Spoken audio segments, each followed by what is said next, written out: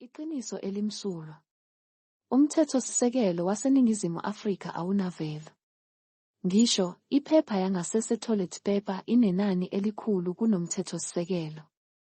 Kwizakhamuzi zomdabu. Kungani? Ungaze ubuze.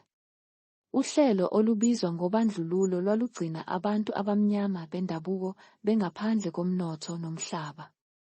Namuhla uhlelo olubizwa ngentando yeningi yomthethosisekelo lugcina abantu abamnyama bendabuko bengaphandle komnotho nomhlaba. Kuhluke amagama, kodwa izephumelo ziyafana. Cabanga kahle. Abomdabu bathathelwa izwe bekhishwa abantu bangaphandle ezweni, abokufika. Ngemva kokuba izizukulwane zalwa zafa ukuze ziqinisekise ukuthi ngelinye ilanga nina nizoba nesikhundla nezinzuzo njengezakhamuzi. Kodwa namuhla nina bomdabu niyawemukela lo mbhedo othi bonke abahlala phakathi ezweni. Nonsense. Amanyala. Niyaluhlonipha ubandlululo lama-neoliberals. Oluhlanganiswe lagoqwa njengentando yeningi yomthethosisekelo. Savukela, sathoyitoya, sabeka izimpilo zethu engcupheni.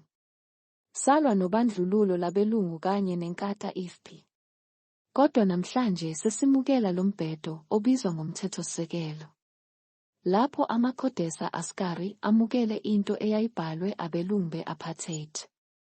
Yasidayisa imgodoyi.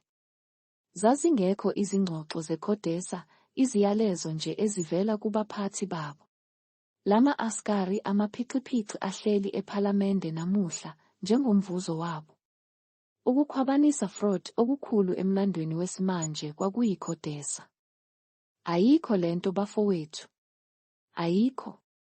Imiphumela yobandlululo kanye nalentando yeningi yomthethosisekelo iyafana. Kokubili kuholela ekucindezelweni kwesakhamuzi somdabu, ukuvalelwa ngaphandle, ukubandlululwa, ukufuduka. Umthethosisekelo ongenamalungelo esakhamuzi. Into enjani leyo? Manyala mani lawo. Asivukeni bafowethu, liyahamba izwe.